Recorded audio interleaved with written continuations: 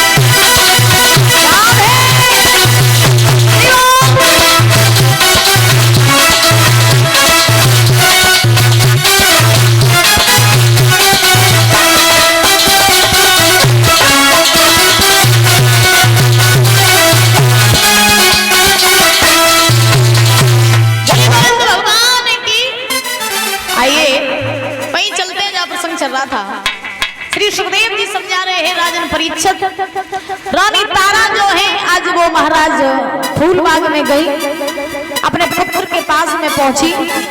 देखा क्या है कि पुत्र का शरीर जो है वो जहर की वजह से पूरा नीला पड़ गया है, मुख से झाग निकल रहा है। मैया गई अपने पल्लू से अपने पुत्र के मुख को झाग को पहुंचने लगी। तारा रोने लगी अपने पुत्र की ऐसी दशा देख करके। रोहिदास ने अपनी माँ को चुप कराया, माँ चुप हो जाओ, अब भगवान के यहाँ जो आता है संसार में वो जाता है, मेरा भी समय आ गया माँ, मुझे जाना है, लेकिन आप चिंता मत करो, मेरे पास ज्यादा समय नहीं, अपने हृदय से लगा के मेरा लाड कर लो माँ, मैं मरने वाला हूँ। इतना कह के रोहित ने अपने प्राणों को छोड़ दिया। और छोड़ने के बाद में आज मैया तारा ने अपने पुत्र की दशा देखी, पछाड़ खा के गिर पड़ी, अपने मुख को अपने पुत्र के मुख पर रख दिया। बहुत देर तक रोती रही। उस बाग में कोई इतना नहीं है जो उस मैया को कोई धैर्य बना दे। बाग का माली आया, माली ने कहा बहन बहुत देर से तेरा बेटा ये मरा पड़ा है, ज्यादा देर तक इसकी लाश रखेगी तो खराब हो जाएगी, इसकी मिट्टी को ले जाओ और दफना दो जाके। तो जब ये बात कही तो तारा ने अपने पुत्र की लाश को उठाया और उठा करके मरघट पर पहुंची। उसी मरघट पर पहुंची दादा जिसकी रखवाली हरिश्चंद्र कर रहे थे, उसी मरघट पर पहुंची तो तारा गई। हरिश्चंद्र सामने से आए, तारा ने देखा महाराज आप यहाँ क्या कर रहे हैं? हरिश्चंद्र ने जवाब दिया तारा मैं यहाँ का मरघटिया हूँ, यहाँ लाश में ही जलाता हूँ, तुम यहाँ क्या कर रही हो? तारा बोली महाराज हम अपने पुत्र की लाश को जलाने आए, मेरा पुत्र मर गया है, इसका अंतिम संस्कार कर दो। हरिश्चंद्र ने कहा तारा कर कफन दे दो, तुम्हारे पुत्र की लाश हम जला देंगे। तारा बोली महाराज मेरे पास फूटी कौड़ी नहीं है, तुम मुझसे कर भी मांग रहे कफन भी मांग रहे, हम कहां से देंगे? ये बेटा तुम्हारा भी है महाराज, अकेला मेरा ही नहीं है, इसका अंतिम संस्कार कर दो। हरिश्चंद्र बोले तारा जब तक कर कफन नहीं दोगी तब तक हम लाश का अंतिम संस्कार नहीं करेंगे। तारा बोली महाराज कर दो ना, मेरी बात मान लो। हरिश्चंद्र बोले क्या तुमने मेरी बात मानी थी? कब? याद करो बात की जब नदी पर तुमने मेरा जल का भरा हुआ घड़ा नहीं ढवाया था, तब तुमने हमसे क्या कहा था कि महाराज तुम्हारा घड़ा ब्राह्मण का है, तुम्हारा घड़ा मैतर का है, हमारा घड़ा ब्राह्मणी का है। उस दिन तुम धर्म में फंसी थी तारा और आज धर्म में हम फंसे हैं। जब तक तुम मुझे कर कफन नहीं दोगी तब तक मैं तुम्हारे पुत्र की लाश नहीं जलाऊंगा। जब ये बात कही तारा समझ गई कि अब ये नहीं मानेंगे, तो उसी समय तारा अपने तन पे साड़ी पहने थी, उस साड़ी को उतार दिया, बीच से फाड़ दिया, साड़ी का आधा हिस्सा हरिश्चंद्र को कर के रूप में दे दिया, साड़ी का आधा हिस्सा जो था वो रोहित के ऊपर कफन के रूप में डाल दिया। हरिश्चंद्र ने अंतिम संस्कार किया पुत्र का। तारा आई काशी में सती का मंदिर था, उसी मंदिर में घुस गई, पछाड़ खा के गिर पड़ी।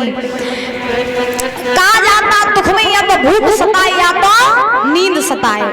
तारा पछाड़ खा के गिर पड़ी, होश नहीं रहा कि हम कहाँ पड़े हैं। अब क्या हुआ? परीक्षित जी श्री सुखदेव जी समझा परीक्षित, विश्वामित्र ने काशी में से 2 मरे हुए बालकों को ले लिया, तारा के पास लिटा दिया, मुख से रक्त लगा दिया तारा के, और काशी में आवाज लगा दी, काशी के लोगों, सती के मंदिर में एक डायन आई है, डायन जो बालकों को मार के खाती है। अब तो पूरी काशी में सन्नाटा छा गया, काशी के लोग परेशान हो गए। खबर पहुंची हरिश्चंद्र के पास कि जाओ जाकर डायन को मारो।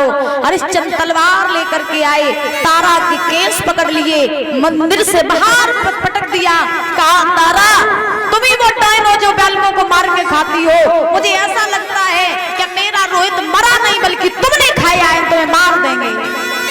मारने के लिए तलवार उठाई, पीछे से विश्वामित्र ने तलवार पकड़ ली, रुक जाओ हरिश्चंद्र।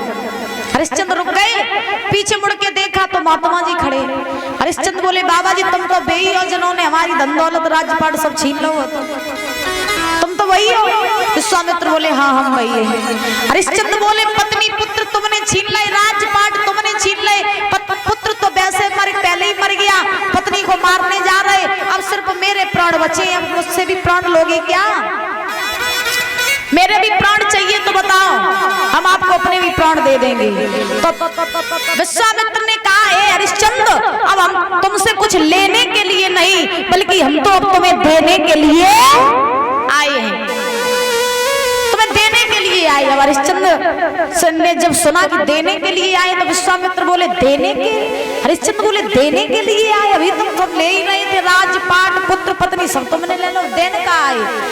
विश्वामित्र मुस्कुरा करके बोले ये जो भी सब चल रहा था ये तुम्हारी परीक्षा चल रही थी, जिस परीक्षा में तुम पास हो गए, आज तुमने प्रमाणित कर दिया है कि संसार में बने चाहे कोई लेकिन तुम्हारे जैसा राजा न कोई हुआ ना तो कोई होगा।